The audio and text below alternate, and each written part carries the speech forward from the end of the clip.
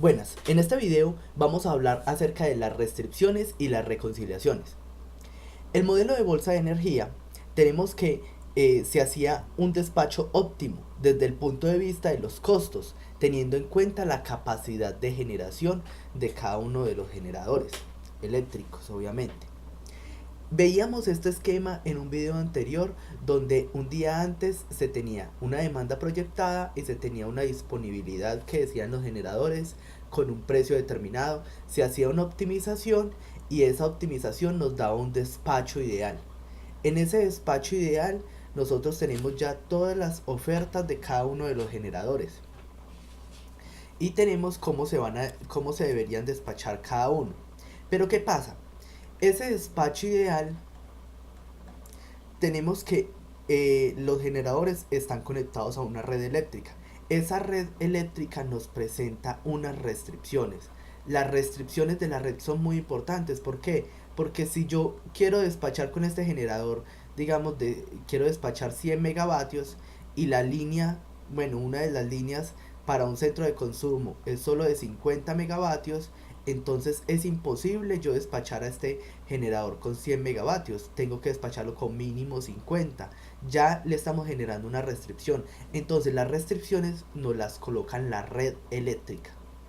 Entonces, al nosotros correr este problema de optimización ya contando con la red, vamos a tener un despacho real. Ese despacho real puede ser muy diferente al despacho ideal. Entonces, ese despacho con restricciones de cargabilidad se ve de esta forma. El operador del mercado hace esta optimización donde tenemos la misma función objetivo, que es minimizar los costos de la potencia generada de cada uno de los generadores, sujeto a el balance de potencia, tanto esta potencia demandada, la potencia generada igual a la demandada, las restricciones de la potencia, de los límites de potencia de cada generador y las restricciones de las líneas, los límites operativos de las líneas. Igual se le puede ingresar la capacidad de potencia reactiva, los límites de tensión y se le pueden ingresar muchas restricciones más para que este modelo asemeje lo mejor posible a la realidad. A este modelo, a todo este modelo resuelto se le conoce como el despacho programado.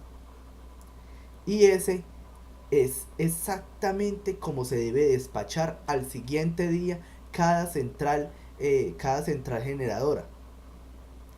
¿Por qué debe ser de esta forma? Debe ser despachado de esa forma porque el despacho programado nos dice la capacidad del sistema en realidad de mover la generación ideal que teníamos. Entonces, este despacho programado es el que en realidad se ejecuta día a día en las redes. Entonces, ustedes tienen energía en estos momentos es porque se hizo un despacho programado. Pero ¿qué pasa? Ustedes dicen, no, pero pues valiente pendejada. Primero nos dice que hagamos el ideal.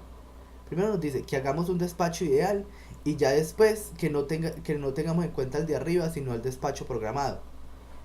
Este despacho programado sí hay que tenerlo en cuenta porque este si es factible, tal vez este de acá arriba pues nos dé muy bonito y todo, pero tal vez no sea factible, por la red no nos permita este de acá. Dice, no, pero entonces qué pérdida de tiempo. Dice, pues no.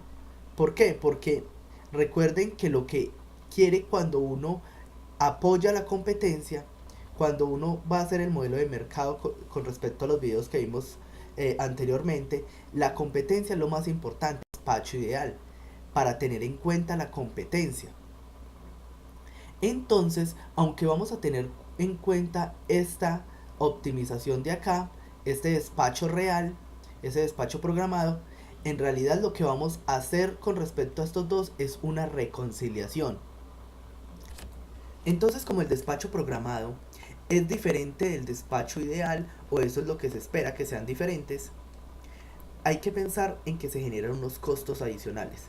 Unos costos adicionales porque pues en el despacho ideal no estábamos tomando en cuenta las restricciones de la red, y en el despacho programado, que es el que tenemos que hacer, sí.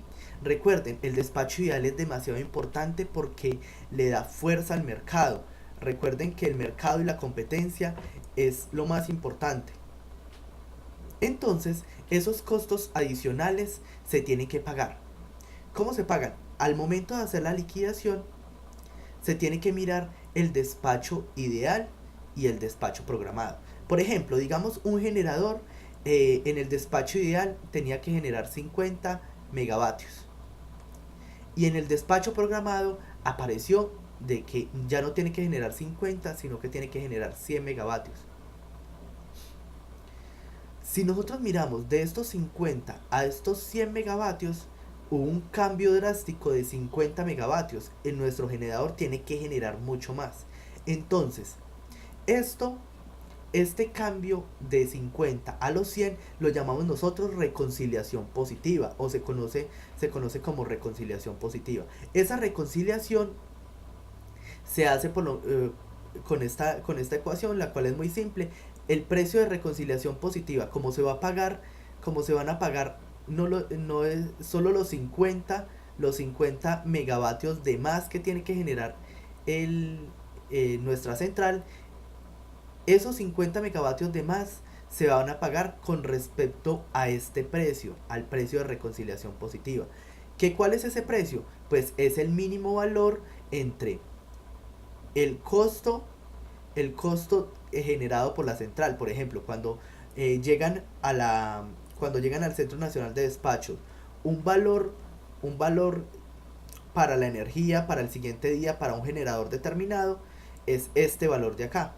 Entonces, si dicen, vale 50 pesos el megavatio, entonces estos son los 50 pesos que le están exigiendo por megavatio de esa central. Esto lo da la empresa. Recuerden que esto lo da la empresa siempre para el despacho programado.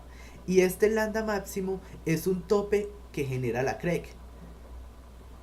Entonces, el mínimo valor entre estos dos es el que se va a escoger como el valor de reconciliación de los megavatios de más que tiene que generar nuestra central. Eso es muy importante. Pero aún así la empresa no pierde cuando digamos que nuestro generador tiene que generar 50 megavatios en el despacho ideal, y en el despacho real apareció que en realidad debe generar 10 megavatios. Entonces, de estos 50 a estos 10 megavatios, nuestra central debe dejar de generar 40 megavatios. Obviamente ella perdería acá plata, perdería la plata de estos 40 megavatios. Pero como estamos en el proceso de liquidación, esto se llama reconciliación negativa. La reconciliación negativa, lo que esa planta dejó de generar, nosotros se lo tenemos que pagar con respecto al valor de costo que ella tiene. El valor de costo que ella tiene por megavatio más el valor de bolsa. Entonces es el promedio entre el costo que ella ofertó más el costo de precio de bolsa dividido 2. El promedio entre esos dos es el costo con el que se le van a pagar estos 40 megavatios que dejó de generar.